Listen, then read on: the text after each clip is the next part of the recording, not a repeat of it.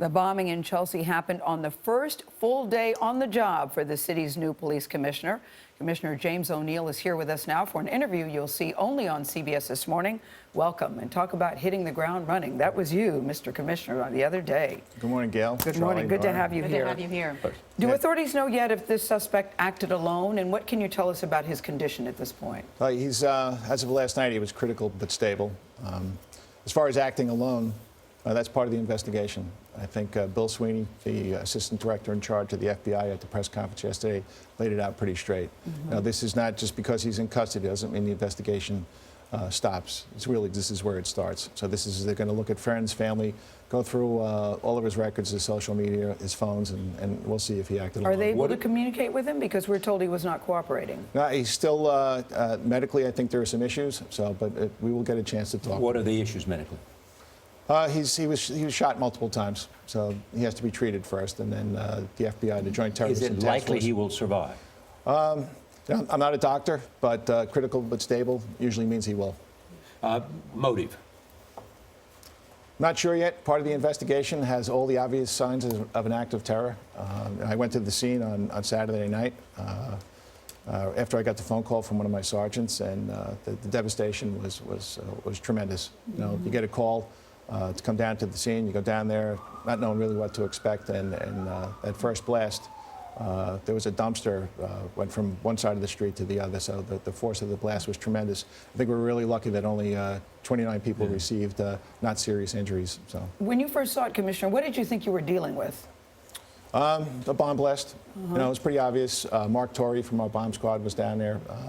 FBI bomb techs were down there. You know, it was pretty obvious. I mean, but did you immediately think terrorism, I guess, is what I'm curious about. You know what? I've been in this business for 33 and a half years. It used to be just traditional crime, but I think the things that really keep me up at night are thinking about acts of terror. Or wake you up in the morning. Yeah, as John Miller usually does. Yes. As commissioner, what's your biggest worry or concern right now? That you know, we get to the bottom of this investigation and try to figure out if he did act alone. I think it's a good sign that we found him in a doorway, that he was found in a doorway. You know, hopefully that means he had nowhere to go, so that's a pretty good sign. But you know, as we move forward with this investigation, you know, my job is to keep the people of the city safe. So it's important that we find out what his motivation was. If he had any connections. Do you personally believe that he acted alone? I mean, how could he have built these bombs? How could he have been so angry, these writings, and no one else know about it? You know what? It kind of doesn't matter what I personally believe. Okay. We have to see what the investigation reveals. You know, there are a number of devices that he had. We have to figure out how they were constructed, where he learned how to do that. But were they sophisticated? You know, I don't want to go into the level of sophistication. Okay. I spoke to the bomb techs and Bill Sweeney, but I really don't want to. How lucky Did you find any other fingerprints on the undetonated bomb? You know what? There's a lot of forensic evidence that we found, and you know, and if you went to the site on Saturday and saw how widespread the damage was, the work that they did was tremendous, painstakingly. What have you learned from this, sitting here this morning with us, you know, having the investigation, knowing something about him? What is the takeaway for you as the new police commissioner? Well, the takeaway for me as the new police commissioner is that, hey, this is about the police, this is about the FBI, but this is about everybody in New York City. We pushed out a message through OEM that was truly helpful. We told everybody what was going on, and there was a link to a picture once he was identified. So I think all of us working together, not just law enforcement, I think that's the way we're going to keep the city safe. Are you surprised you got him so quickly? Because everybody I know got one of those alerts to say, be on the lookout for this guy. You know what? I'm not surprised. And again, I've been doing this a long time. I was in the fugitive division for about 6 years, and I know what we do to catch people. So I was real happy that we were able to catch him within 50 hours and identify him within 35 hours. So I think, you know, I was really, really pleased. Now, doesn't this raise a question about soft targets, though? You know, before, I know people are leery about Times Square, Madison Square Garden, but now here you're on a street in Chelsea. Yeah, the question, why Chelsea? Yeah. And again, you know, hopefully we'll be able to figure that out. Hopefully when we get to talk to them, we'll figure that out.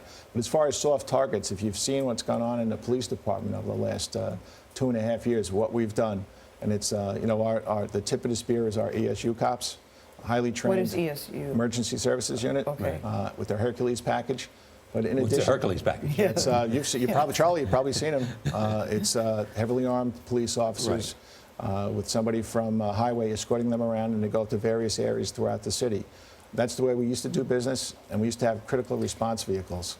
Is there a message, too, given how quickly the NYPD was able to, and FBI were able to identify him and catch him? I mean, which is that this city has a lot of surveillance. You guys can move. I mean, you guys are at the best in the business. I mean, you can't mess with New York City.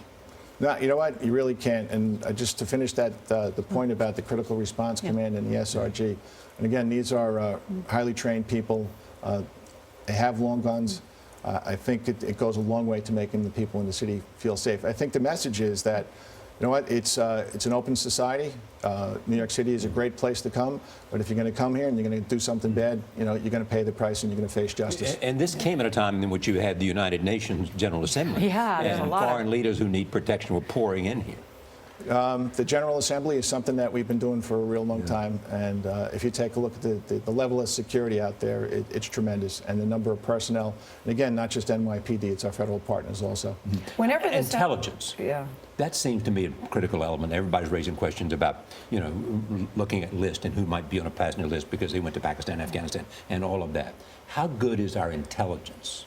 You know, I think our intelligence is very good, but more important than that is the level of cooperation we have with our federal partners, specifically the FBI.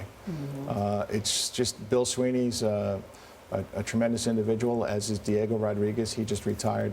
So I think that communication, that back and forth communication, I can pick up the phone at any time and call Bill and find out what's going on. And cooperation with the people, too, the people pitching in, too. You know, everybody always says, authorities always say, don't live in fear, live your life. Even the president yesterday said, we have to carry on.